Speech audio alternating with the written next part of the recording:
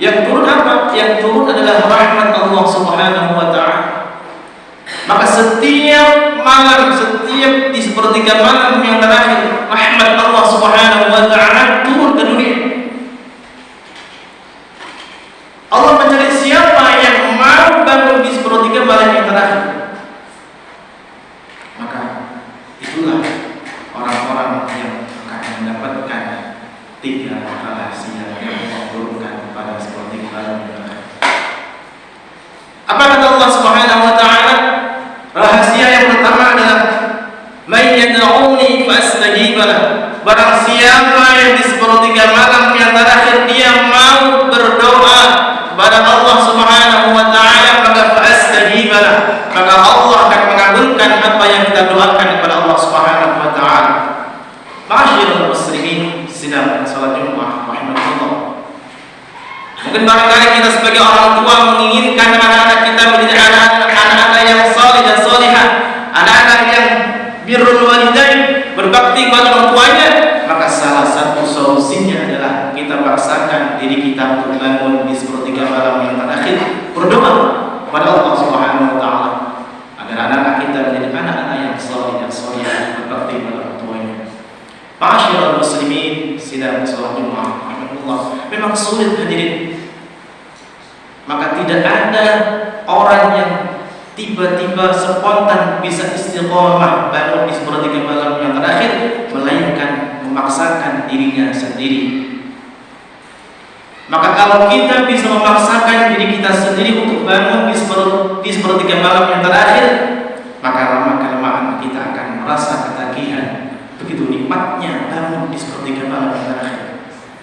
Maka tatkala kita sudah merasa ketagihan, maka lama-kelamaan kita akan bisa istiqomah untuk bangun di sepertiga malam yang terakhir dan rangka bermunajat, bertaqarrub, meminta kepada Allah Subhanahu wa ta'ala, berdoa kepada Allah Subhanahu wa ta'ala. Itulah rahasia yang pertama. Lalu rahasia yang kedua adalah man yas'alni fa'utiyah. Barang siapa yang mau bangun di sepertiga malam yang terakhir kemudian dia minta kepadaku, maka fa'utiyah, maka Allah akan memberikan apa yang kita minta. Kita hidup di dunia tidak terlepas dari masalah dunia, tidak terlepas dari urusan dunia yang rumit dan tidak kunjung solusinya. Maka salah satu solusinya adalah kita paksakan diri kita bangun di sepertiga malam yang terakhir, minta kepada Allah Subhanahu wa ta'ala agar masalah kita, urusan kita di dunia yang rumit, yang belum kunjung ada solusinya, semoga dengan kita mau bangun di sepertiga malam yang terakhir, minta kepada Allah Subhanahu wa ta'ala, dan kemudian semoga Allah memberikan solusi yang terbaik untuk di setiap urusan kita di dunia ini.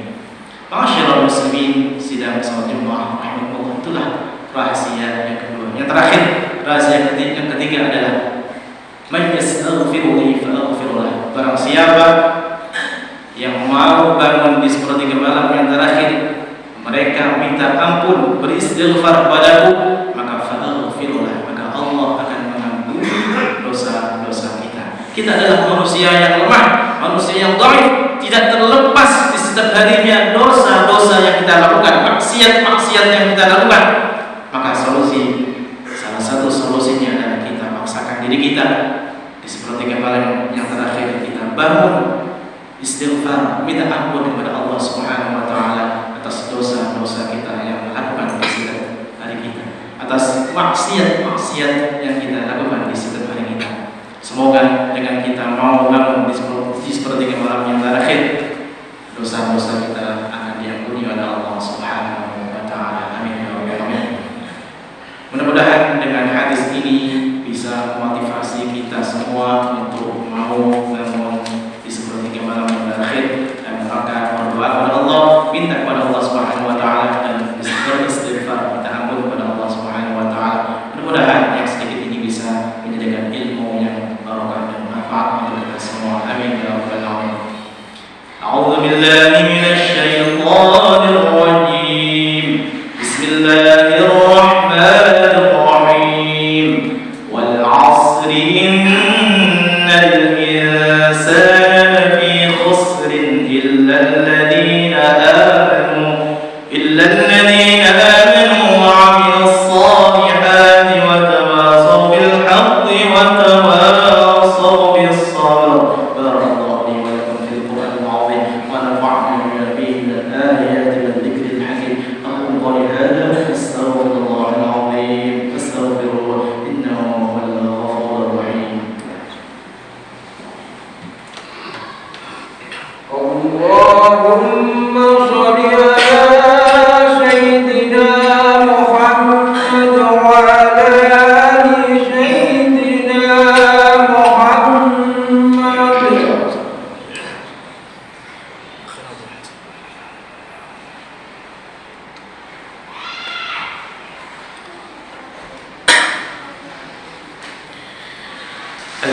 لله الحمد لله الذي جعلنا من عباده المتقين. أشهد أن لا إله إلا الله وأشهد أن محمدا رسول الله.